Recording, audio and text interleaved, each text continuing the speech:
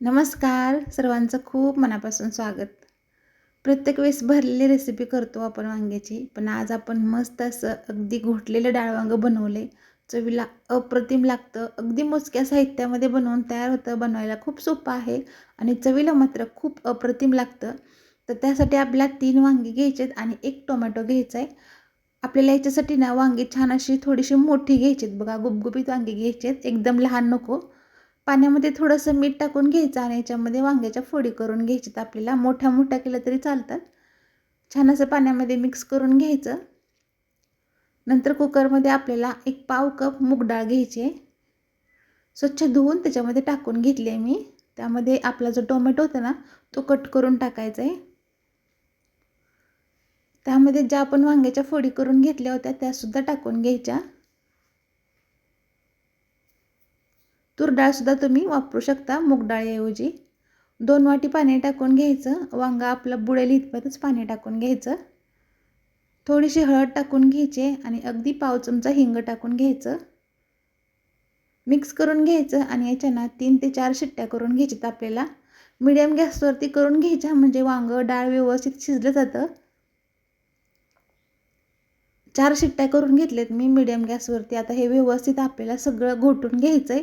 अशा प्रकारे जर तुमच्याकडे रवी असेल ना त्याच्याने घोटून घ्यायचं म्हणजे व्यवस्थित घोटलं जातं. कढईमध्ये 2 चमचे तेल टाकून घ्यायचं. याच्यासाठी आपल्याला खमंग अशी फोडणी बनवायची आहे. तेल गरम झालं की त्यामध्ये अर्धा चमचा मोहरी टाकून घ्यायची आहे. मोहरी मस्त फुटली पाहिजे. अर्धा चमचा जिरं टाकून घ्यायचं. पाव चमचा अगदी हिंग टाकून घ्यायचं आणि 1 चमचा आपल्याला ठेचलेला लसूण टाकून घ्यायचं आहे. ठेचलेला लसूण वापरा म्हणजे चवीला भाजी खूप भारी लागते. फोडणी मस्त खमंग बसते. 7 ते 8 कढीपत्त्याची पानं टाकून घ्यायची. आता हे सुद्धा आपल्याला मस्त परतून घ्यायचं आहे. आता यामध्ये लगेचच आपल्याला मसाले टाकून घ्यायचे. 1 मोठा चमचा लाल तिखट टाकून घ्यायचं. पाव चमचा हळद टाकून घ्यायची. 1 चमचा धनापूड टाकून घ्यायचे आणि 1 चमचा गरम मसाला टाकून घ्यायचा. हे सगळं छान असं मिक्स करून घ्यायचं आणि जे आपण डाळ आणि वांगं घोटून घेतलं होतं ना ते टाकून घ्यायचं. कुकरमध्ये आणखी 2 वाट्या पाणी आपल्याला मिक्स करून टाकून घ्यायचं आहे. आता ही भाजी ना आपल्याला मध्यम सैलसर करायची आहे. एकदम पण पातळ नको आणि एकदम पण घट्टसर नको. सगळं व्यवस्थित मिक्स करून घ्यायचं. चवीनुसार मीठ टाकून घ्यायचं. ते सुद्धा आपल्याला मिक्स करून घ्यायचं आहे.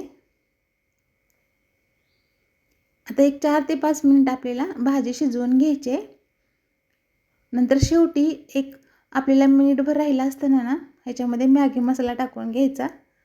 अगोदर नाही वापरायचा आपल्याला, अगदी शेवटी टाकून घ्यायचा. मॅगी मसाल्यामुळे ना भाजीची चव खूप छान लागते. मिक्स करून घ्यायचं. तर इथं बघा आपण आणखी 2 ते 3 मिनिटं भाजी शिजवून घेतली.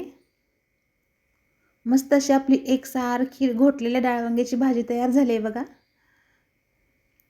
वरतून बारीक कट केली थोडीशी कोथिंबीर टाकून घ्यायची आहे. ज्वारीच्या भाकरीसोबत ही भाजी खूप भारी लागते. तुम्ही सुद्धा एकदा नक्की बनवून बघा.